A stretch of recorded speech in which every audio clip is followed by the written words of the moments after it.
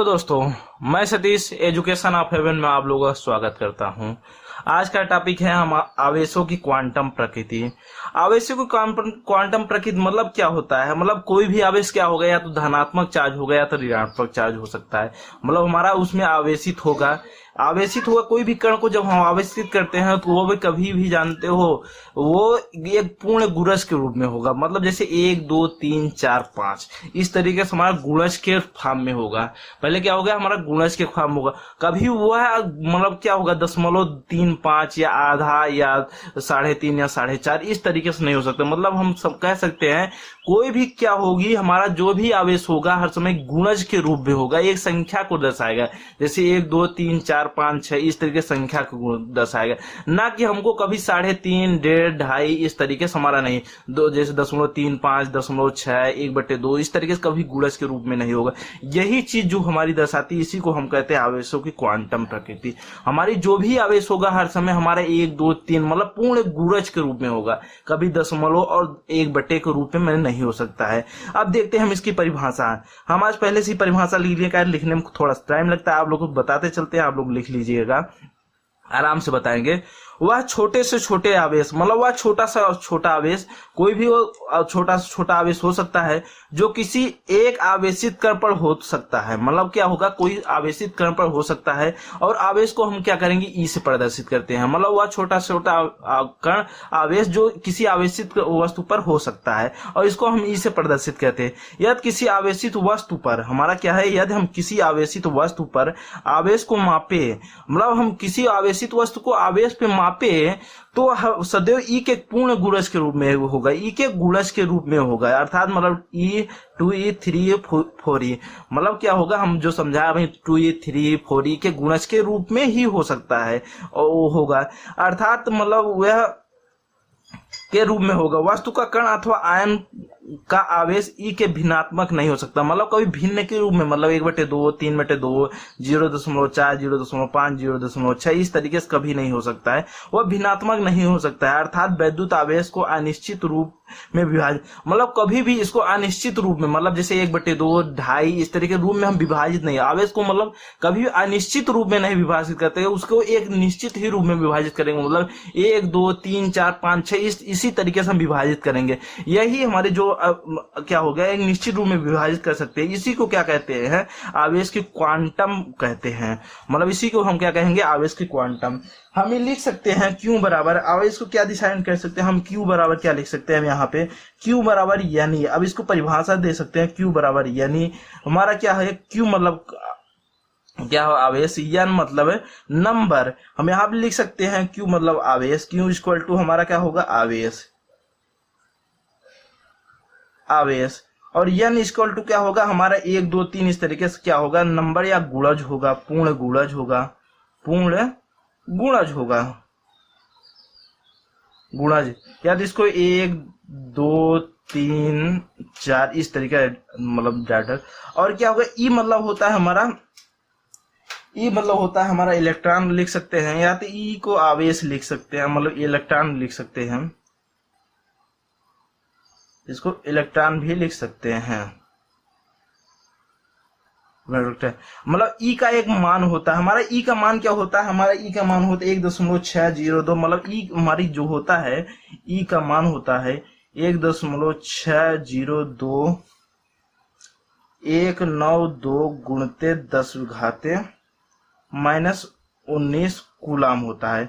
या इसको हम लिख सकते हैं, हम इसके बाद ई बराबर लिख सकते हैं 1.6 गुणते 10⁻⁻19 इतना हम इसको लिख सकते हैं। मतलब ई का मान कुल मिला के 1.6 गुणते 10⁻⁻19 होता है।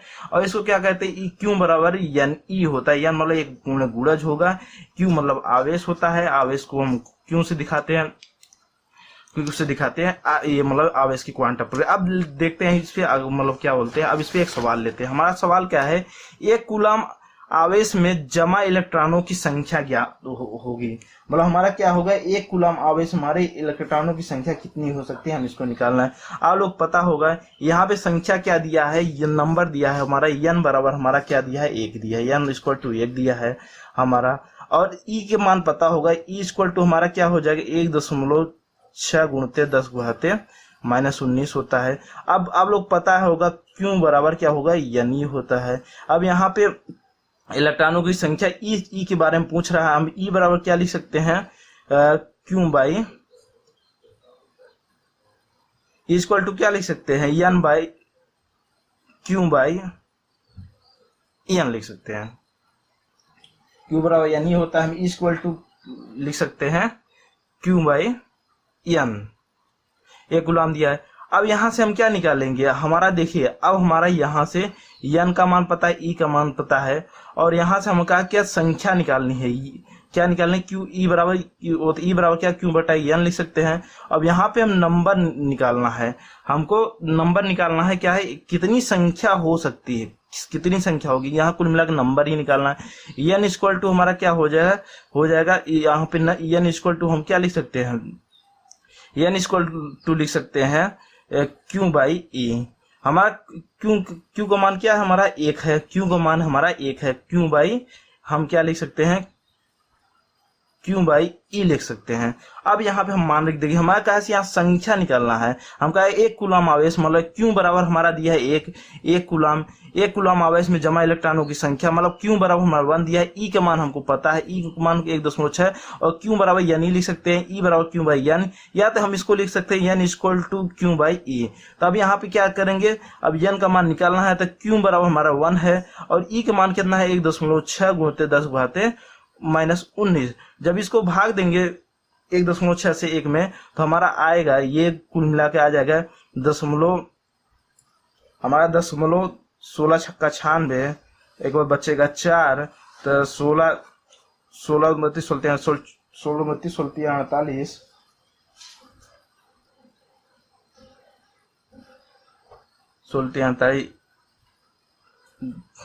0.6 गुणते 10 के घाते -19 इतना लिख सकते हैं। अब इसके बाद यह लिख देंगे 6 गुणते 10 घाते -19, हम इतना लिख सकते हैं। अब देखिए हमारा यहाँ से वो तो क्या हो जाएगा, ये हमारा 6 गुणते 10 घाते, जब यहाँ दशमलव हटाएंगे 18 हो जाएगा, 1 घट जाएगा। या तो हम इसको यहाँ पे करके दिखा देते हैं आप लोगों को सही से, क्या होगा यहाँ पे क्या होगा 1/1.6 गुणते 10 घाते -19 है। तब जब हमारा ऊपर जाएगा माइनस तो हमारा क्या हो जाएगा पॉजिटिव में, तो हमारा 1/1.6 गुणते 10 घाते माइनस का हो जाएगा प्लस हो जाएगा। अब देखिए हम 1.6 में 1 से भाग देंगे तो हमारा क्या हो जाएगा 0.6, हमारा क्या हो गया 0.6 गुणते 10 घाते 19, हम फ्रैक्शन नहीं ले रहे हैं, हमारा क्या 19 हो जाएगा। हमारा इतना लिख लें, या तो हम इसको लिख सकते हैं, क्या लिख सकते हैं, या हम इसको लिख सकते हैं 6 गुणते 10 घाते 18, हम इसको या तो ये लिख सकते हैं। अब यहाँ पे आप लोगों को समझ में आया इसलिए हम यहाँ फिर से बता दिए, कहा जब भी हम यहाँ पे 0.6 मतलब 1.6 भाग देंगे तो दशमलव हमारा 16 छक्का 96 होता है, हम बतेगा 4, मतलब फ्रैक्शन नहीं लिख रहे हैं, सिर्फ डायरेक्ट है। हमारा क्या है 6 गुणते 10 घाते 18 इलेक्ट्रॉन हो जाएगा। अब देखते हैं हमारा अगला सवाल। अगला हमारा टॉपिक क्या गया है, कुल मिलाकर कूलाम के नियम। हमारा क्या होता है कूलाम का नियम, आप लोगों को बहुत इंपॉर्टेंट ये चीज होता है, पेपर में पूछता रहता है कूलाम का नियम। हम कूलाम का नियम किसे कहते हैं, कूलाम आप लोगों को पता है दो समान प्रकार के आवेश, जैसे हमारा क्या होगा एक पॉजिटिव होगा, एक जब दो समान प्रकार के आवेशों के बीच में क्या होता है प्रतिकर्षण होगा। जब हमारा पॉजिटिव होगा तो उसमें क्या होगा प्रतिकर्षण होगा, हमारा जब निगेटिव पॉजिटिव होगा तो वो हमारा आकर्षण होगा। तो हमारा क्या है दो समान प्रकार के आवेशों में एक दूसरे प्रतिकर्षित तथा विपरीत प्रकार के आवेश, मतलब विपरीत प्रकार मतलब एक पॉजिटिव एक निगेटिव होगा तो आकर्षित करते हैं। ये हम इससे पिछले वाले वीडियो में बता चुके हैं, इसको अच्छे तरीके से बताए हैं, और डिस्क्रिप्शन में लिंक दे दिया जाएगा, आप लोग देख सकते हैं इस वीडियो को। अब इसी तरीके से दो समान मतलब जब हमारा क्या होगा एक पॉजिटिव दूसरा भी पॉजिटिव होगा, जब दो समान प्रकार के आवेशों को आपस में ले जाएंगे तो एक दूसरे को हमको दूर ढकेलेंगे।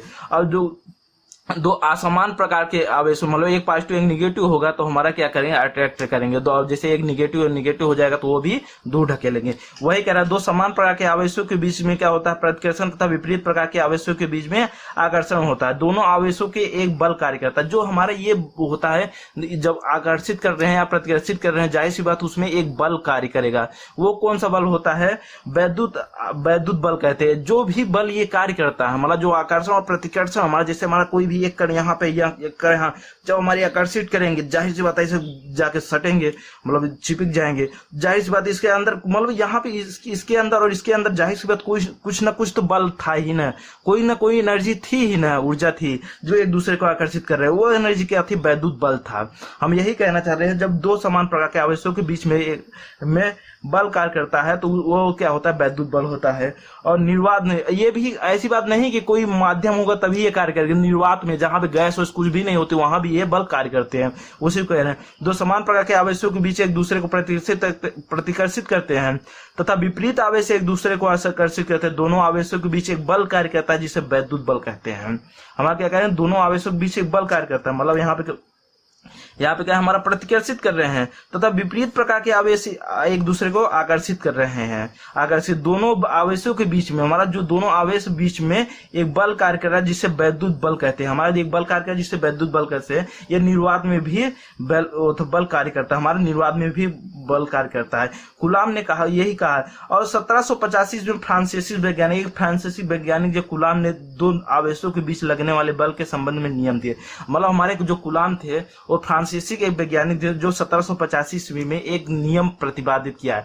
मतलब जो हमारे ये वैद्युत बल वो लग रहा था, इस पे एक नियम दिया, इसके संबंध में एक नियम दिया जिसे हम कुलाम का नियम कहते हैं।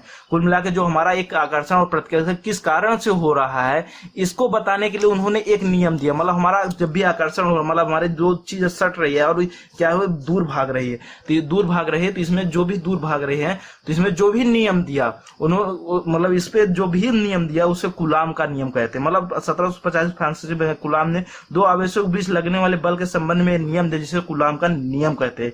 इस नियम के आवेश इन्होंने दो नियम दिया था। पहला क्या, दो आवेशों के बीच लगने वाला आकर्षण बल अथवा प्रतिकर्षण बल। हमारा कोई भी आवेश जब आकर्षण बल लगता है या प्रतिकर्षण, दो ही तो बल लगेगा, या तो उसको अट्रैक्ट करेगा या तो पीछे ढकेलेगा।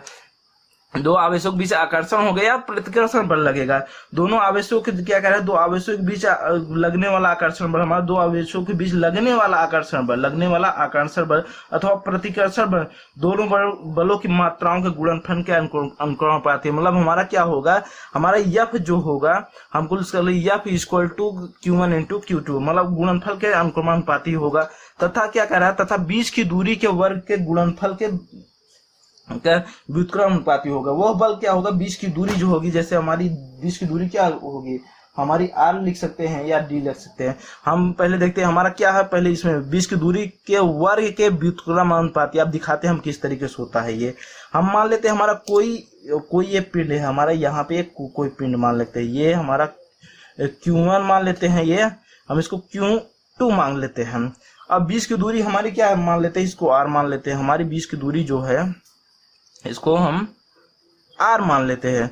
अब हमारे ये क्या कह रहा है, दो आवेशों के बीच लगने वाला आकर्षण बल अथवा प्रतिकर्षण बल दोनों बलों की मात्राओं के गुणनफल के अनुक्रमानुपाती होती है। मतलब आकर्षण बल हमारा जो लग रहा है, हमारा क्या लग रहा है, आकर्षण बल या प्रतिकर्षण बल, तो हमारा जाहिर सी बात है या आकर्षण बल या प्रतिकर्षण बल लग रहा है, तो यह कह रहा है दोनों मात्राओं के गुणनफल के अनुक्रमानुपाती। मतलब हमारे लिख सकते हैं या फिर directly proportional to Q1 × Q2। हम यही तो कह रहा है, ये समीकरण हम इसको एक मान ले रहे हैं। अब कह रहा था बीच की दूरी के वर्ग के व्युत्क्रमानुपाती, मतलब ये समानुपाती दिख रहा है। अब यह जो है directly proportional to 1/R। R मतलब बीच की दूरी, हमारा मांगे R के वर्ग के व्युत्क्रमानुपाती, मतलब वर्ग के व्युत्क्रमानुपाती, हम इसको समीकरण नंबर 2 मान ले रहे हैं। अब देखिए हमारा दोनों नियम जो ये कह रहा है, हम इसको लिख लिए आराम से। Q1 Q2 बीच की दूरी हमारा मान लिए हैं। ये आप डायरेक्टली प्रोपोर्शनल Q1 Q2 परिभाषा से, ये आप डायरेक्टली प्रोपोर्शनल 1/R²। अब क्या करें, हम क्या करेंगे, समीकरण 1 और 2 से हम क्या करेंगे, समीकरण 1 और 2 से। हमारा देखिए F equal F directly proportional Q1 into QT समीकरण नंबर 1 है। एफ डायरेक्टली प्रोपोर्शनल थे आर स्क्वायर। अब एफ हमारा क्या है, दोनों में समान है, तो हम इसको लिख सकते हैं एफ है directly proportional to Q1 into Q2 upon R square लिख सकते हैं हम इसको। कैसे, यहाँ पे एफ देखो एफ बराबर ये भी है, एफ बराबर ये, इसलिए हम इसको ऐसे लिख सकते हैं हम इसको। अब क्या करेंगे, हमारे यहाँ पे जो आप लोग जानते हैं जब कोई यहाँ प्रोपोर्शनल लगता है तो यहाँ पे जब प्रोपोर्शनल को हटाएंगे तो यहाँ पे क्या लगेगा, एक नियतांक आ जाएगा। तो हमारा क्या हो जाएगा, एफ इक्वल टू हमारा के हो जाएगा Q1 इंटू Q2 बटे आर स्क्वायर। हमारा क्या हो जाएगा, के हमारा क्या है, एक नियतांक है जो आवेश की बीच के माध्यम की दूरी तथा बल की मात्रा। हमारा क्या है, अब यहाँ पे हमारा ये एफ इक्वल टू हमारा ये सूत्र बन गया, एफ इक्वल टू के इंटू Q1 इंटू Q2। के हमारा एक नियतांक है, हमारा क्या है, यहाँ लिख सकते हैं के एक नियतांक है, नियतांक है जो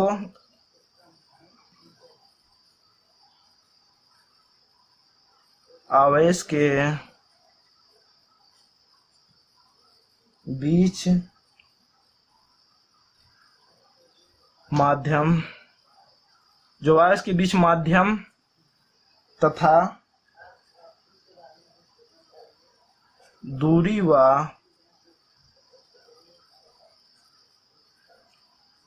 बल के मात्रकों पर निर्भर करता है, निर्भर करता है। जो हमारा के है, के एक नियतांक है, हमारा के नियतांक है जो आवेश के माध्यम तथा दूरी तथा बल की मात्राओं पर निर्भर करता है। हमारा के जो है हमारा एक नियतांक है जो आवेश की दूरी तथा माध्यम तथा दूरी तथा बल के निर्भर करता है। अच्छा, अब यहाँ पे देखेंगे फोर्स का मात्रा, आप लोग पता है एफ का मात्रक क्या होता है, न्यूटन होता है, और दूरी का मात्रक होता है मीटर, और आवेश का मात्रक होता है कूलम। इसलिए के का मात्रक क्या हो जाएगा हमारा, आप लोग पता होगा कि हमारा क्या होगा, हम यहाँ से लिख सकते हैं, यहाँ से क्या लिख सकते हैं, के इक्वल टू एफ बराबर क्या है, F equal to K Q1 into Q2 बटे आर स्क्वायर। तो हम यहाँ पे F R square equal to K Q1 into Q2 इतना लिख सकते हैं। तो हमारा यहाँ से के इक्वल टू क्या हो जाएगा, F R square Q1 into Q2। अब देखिए फोर्स या फोर्स का मतलब बल का मात्रा क्या होता है, न्यूटन होता है, न्यूटन होता है, और आर मतलब दूरी, दूरी का मात्रक होता है मीटर, मीटर होता है। तो यहाँ मीटर का स्क्वायर लगा तो यहाँ पे स्क्वायर हो जाएगा बटे Q1 इंटू Q2। Q मतलब क्या होता है, आवेश का मात्रक कूलाम होता है। तो हमारा कूलाम इंटू कूलाम, तो हमारा क्या हो जाए, इसका मात्रक के का मात्रक क्या हो जाए, के का मात्रक हो जाएगा newton metre, newton metre square बटे कूलाम स्क्वायर, कूलाम स्क्वायर। हमारा ये क्या हो जाएगा, के का एक नियतांक का मात्रक हो जाएगा। यहाँ से हमारा के का मात्रक भी पता चल गया, हमारा ये के का मात्रक होगा। चलते हैं हम आगे डिस्कस करते हैं। अब आगे चलते हैं हम, क्या पहले के का मान आप लोगों को बता देते हैं। हमारा के का मान कितना होता है, के इक्वल टू होता है 9 गुणते 10⁻⁹ न्यूटन मीटर स्क्वायर प्रति कूलम स्क्वायर। हमारा एक के का मान होता है। अब माना, अब हम क्या मान लेते हैं, क्या चीज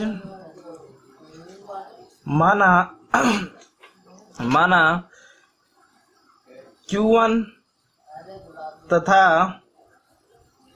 Q2 इक्वल टू 1। हमारा Q1 तथा Q2 को मान हम एक मान लेते हैं।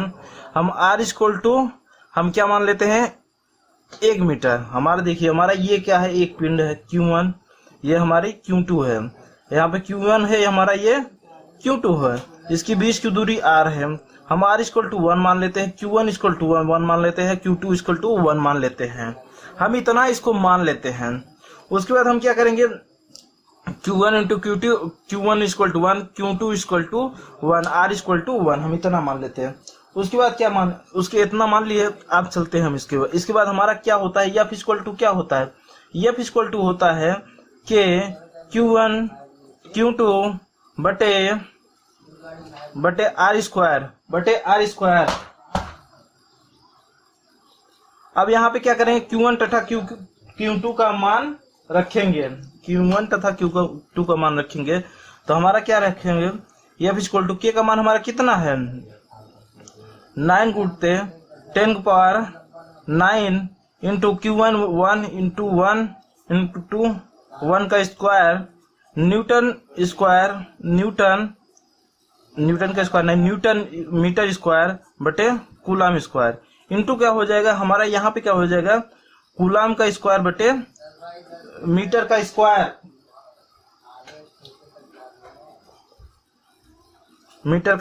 स्क्वायर हमारा इतना हो गया। अब यहाँ से क्या हो जाएगा, हमारा कूलाम हमारा कट जाएगा, मीटर से मीटर कट जाएगा, तो हमारा बचेगा यहाँ पे न्यूटन। तो हमारा F इक्वल टू क्या हो जाएगा, F इक्वल टू 9 गुणते 10 की पावर 9 न्यूटन। हमारा F का मान इतना हो जाएगा, हमारा F का मान इतना हो गया। अब हमको पता चल गया है। अब देखिए हमारा क्या होता है, अब हमारा के बराबर एक चीज हम सुविधा के लिए या तो हम इसको ये लिख सकते हैं। हम अब इसको डिफाइन क्या करेंगे, हम डिफाइन ये भी कह सकते हैं, कूलाम वह आवेश है जो 1 मीटर की दूरी, मतलब हम यहाँ पे देख रहे हैं 1 मीटर की दूरी वस्तु, जब 1 मीटर की दूरी पे वस्तु रखी है वह 9 गुणित 10⁹ न्यूटन के फोर्स से अपनी ओर आकर्षित करता है। मतलब हम इसको लिख सकते हैं कूलाम वह बल होता है, कूलाम वह बल होता है जो अपने से 1 मीटर दूर स्थित वस्तु को 9 गुणित 10 की पावर 9 न्यूटन के बल से प्रतिकर्षित करता है,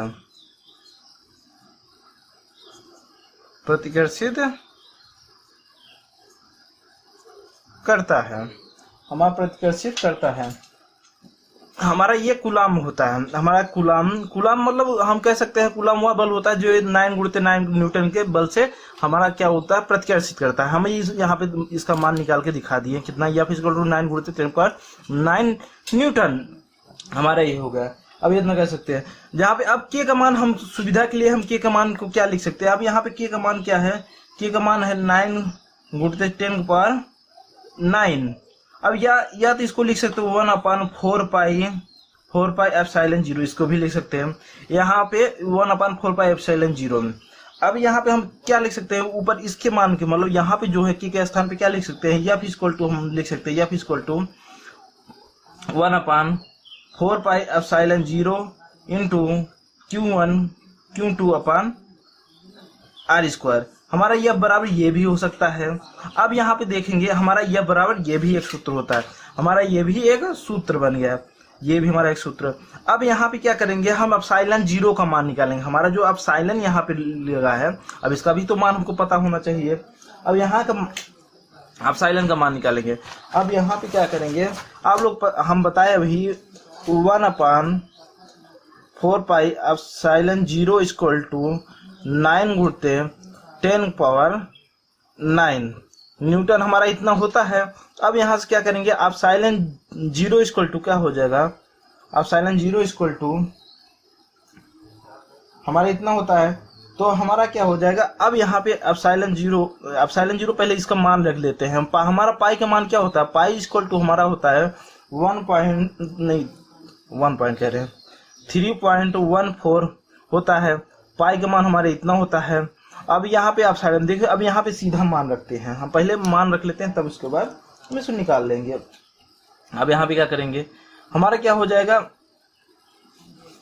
हमारा हो जाएगा 1/1 पाई का मान कितना है 3.14 गुणित एप्सिलॉन 0 इक्वल टू हमारा क्या है 9 गुणित 10 की पावर 9 न्यूटन है।